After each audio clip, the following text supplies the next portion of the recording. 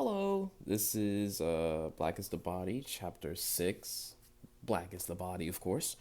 And in this chapter, we talk about Emily Bernard talks about how her children are experiencing their blackness in America for the first time and how they learn about Black History Month and some of the stories that they talk about dealing with being black and having the skin color of blackness overall. And Emily Bernard touched on living in the South and how everything she did wasn't in regards to having a black body, and how even minor things became huge acts of service or huge acts of like grand deals because of her race, and how she was always aware of it and evident in it. And uh, in this chapter, the way that Emily Bernard tells this story is through telling first touching on how our kids learning about Black History Month, and then they talk about Black History Month, and then we touch on how Emily Bernard first learned about Black History Month, and then we learned how her father claimed blackness and claimed being African American, and how she claims blackness and being African American, and how her kids will one day claim being African and American. And so we kind of see the reverse progression, and then it progresses back down again through the ideology of being black in America to being African American and then African and American. And it's very beautiful. And in the story too, she talks about how the first time the little kids heard the word nigger was when the Emily Bernard was teaching a book called Nigger Heaven, and she actually told her kids about the N word, and she was afraid that it would ruin her childhood, hearing like the N word, and the to her surprise, like the kids didn't really care, and later on in the same chapter, her kids thought it was the M word and not the N word. And so that was beautiful. And I do feel like the way that she told this story, again, Emily Bernard likes to kind of jump around in non-linear storytelling, but I felt like this was reverse linear and then linear again, if that makes sense, because we go from her kid's story or her story and then her dad's story to, the climax of her dad's story going back down to her story, and then like her kids' future story and how they will discover blackness and being black in America.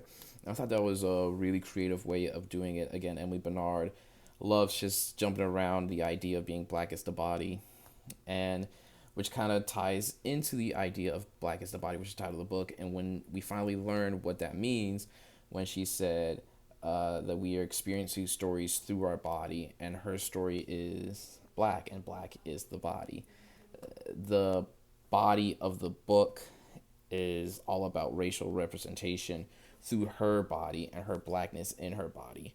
And it kind of touched on the idea that blackness is less about skin color and more about a mindset, and it's about how you feel. Being African American is a not necessarily a choice, but it's something you come to appreciate and love and be a part of. Malcolm X used to talk all the time about how he's not African American, that he's black because he doesn't feel like an American. And so there's a huge distinction between those two ideas. And it kind of goes to what we've talked about with space and place.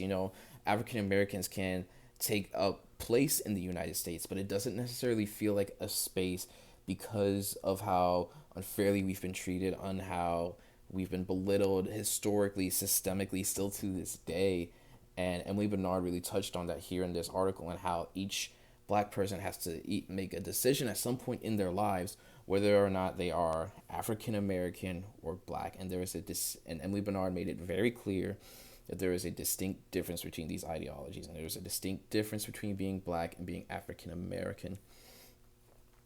And she touched on this a lot, and it's interesting seeing it through the lens of a mother, and Emily Bernard captures that very well with having her kids not experiencing this blackness by proxy through her kids, but having experienced it and now watching her kids experience it. Like when her daughter, Jasmine, I believe, had like a little crush on a boy, or the boy had a crush on her, and he wouldn't give her a card because she was dark skinned. and she was afraid that like this become a huge racial deal, but it didn't. And so Emily Bernard is always on guard for it becoming a huge racial deal, and the idea that race is going to ruin their childhood and their lives. And it's interesting that Emily Bernard takes that route instead of making the story more about her, because it feels like she talks whenever she brings up her kids, the writing feels more passionately, and it feels more deep and like less, not necessarily that her writing's been surface level, but it feels like we get a much more personal connection with Dr. Emily Bernard, and I think that's beautiful. So overall, I very much enjoyed this chapter, and as an African American and a black man and a half black or whatever, I felt a lot of conflicting feelings in this chapter. The idea of claiming blackness and claiming to be African American and whatnot, and it's a struggle. It's something that we all have to do, and it's something that I still struggle with, to be quite frank with you. And this chapter really made me think a lot about it overall. But again, Emily Bernard did a fantastic job illustrating the one of the truest struggles for black people is the idea of being African American or black. So, yeah, this is a good chapter. Thanks.